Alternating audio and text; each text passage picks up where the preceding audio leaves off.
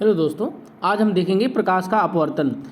तो जब प्रकाश एक माध्यम से दूसरे माध्यम में जाती है तो अपने पथ से विचलित हो जाती है। क्या हो जाती है? अपने पथ से विचलित हो जाती है। इस घटना को ही या इस फेनोमेनॉन को ही क्या कहते हैं? प्रकाश का अपवर्तन कहते हैं। इसको इंग्लिश बोलते हैं रिफ्रैक्शन ऑफ लाइट। ये देखिए, इसको सीधे जाना चाहिए लेकिन ये थोड़ा सा झुक जाती है। ठीक है, ये मान लीजिए एयर है और ये वाटर है। ऐसा इसलिए होता है क्योंकि जो एयर में पार्टिकल्स होते हैं वो दूर दूर होते हैं, जबकि वाटर में पार्टिकल्स थोड़ा पास पास होते हैं। तो इसकी स्पीड क्या होती है? कम हो जाती है, वजह से थोड़ा सा वो झुक जाता है। ठीक है, अगर यहीं उल्टा की बात किया जाए, जैसे एयर यहाँ लिया जाए, वाटर लिया जाए, वाटर से अगर एयर में प्रकाश को डाला जाए तो क्या होता है? वो थोड़ा सा दूर भाग जाता है, जैसे चला जाता है। ठीक है, तो क्योंकि इसमें पार्टिकल्स इसमें पास पास थे और क्या होता है, एयर में दूर दूर होते हैं, इसलिए वहाँ से थोड़ा स्पीड बढ़ जाती है, इस वजह से जो है दूर भाग जाता है। तो ये घटना कहलाता है प्रकाश का अपवर्तन। प्रकाश के कुछ उदाहरण देख लीजिए, अपवर्तन के उदाहरण।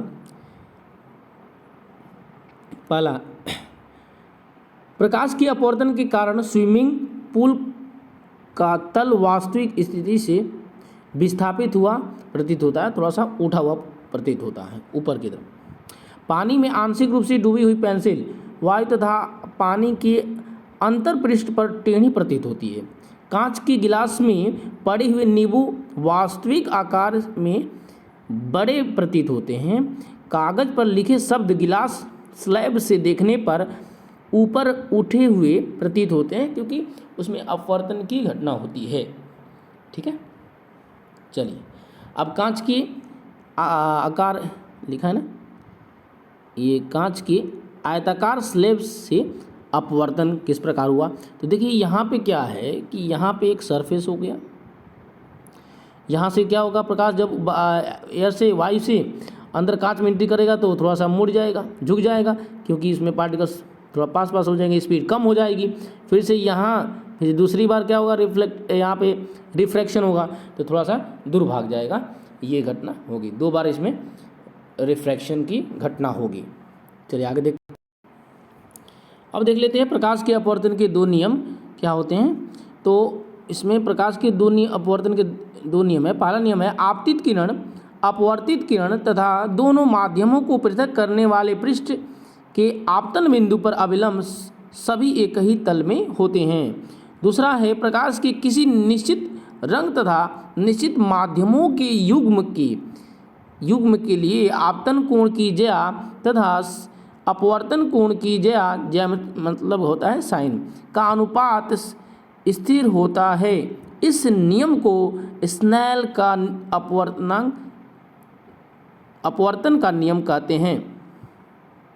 Sign I by sine R equal to हो जाएगा स्थिरांक हो जाएगा। ठीक है, अपवर्तनांक n बराबर माध्यम फर्स्ट में प्रकाश की चाल बट्टे माध्यम 2 में प्रकाश की चाल। तो मान लेते हैं इसको n21 लिखते हैं। तो n21 का मतलब हो गया माध्यम 2 का अपवर्तनांक जो है माध्यम 1 के सापेक्ष। ठीक है, या माध्यम 2 का माध्यम 1 के सापेक्ष अपवर्तनांक n21। ठीक है, तो इसको लिख सकते हैं v1 बाई v2, n12 का मतलब हो गया कि माध्यम 1 का माध्यम 2 के सापेक्ष अपवर्तनांक। ठीक है, n12 से निरूपित करते हैं।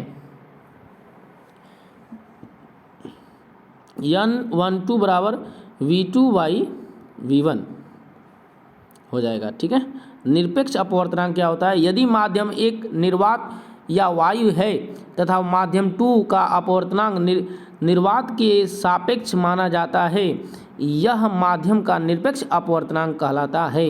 इसे निरपेक्ष अपवर्तनांक बराबर होता है प्रकाश की चाल बट्टे माध्यम में प्रकाश की चाल। हाँ, और यहाँ पे दिया है c बराबर 3 × 10⁸ मीटर पर सेकेंड हो जाएगा।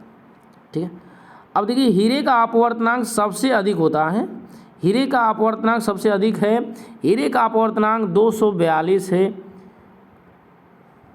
इसका तात्पर्य यह है कि प्रकाश की चाल 1/242 गुना कम है हीरे में निर्वात की अपेक्षा। ये भी इम्पोर्टेंट पॉइंट है, बिंदु है जिसको ध्यान में रखना पड़ेगा।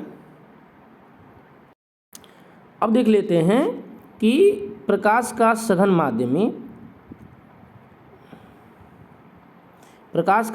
माध्यम दो माध्यमों की तुलना करते समय अधिक अपवर्तनांक वाला माध्यम दूसरे के सापेक्ष प्रकाशिक सघन होता है। प्रकाशिक विरल माध्यम दो माध्यमों की तुलना करते समय कम अपवर्तनांक वाला माध्यम प्रकाशिक विरल माध्यम होता है। माध्यम दो प्रकार के होते हैं, एक रेयरर होता है जिसको विरल बोलते हैं और एक डेंसर होता है जिसको सघन बोलते हैं। तो सघन में पार्टिकल्स थोड़ा पास पास होते हैं और विरल में जो है पार्टिकल्स दूर दूर होते हैं करके ये ध्यान रखना पड़ेगा। जब प्रकाश की किरण विरल माध्यम से सघन माध्यम में जाती है तो उसकी चाल धीमी हो जाती है तथा विलंब की ओर झुक जाती है, क्योंकि पार्टिकल्स जो सघन में होते हैं पास पास होते हैं, एयर में दूर दूर होते हैं। इसलिए प्रकाश जब विरल माध्यम से सघन माध्यम में जाती है तो वह विलंब की तरफ झुक जाती है क्योंकि उसका चाल जो है कम हो जाता है।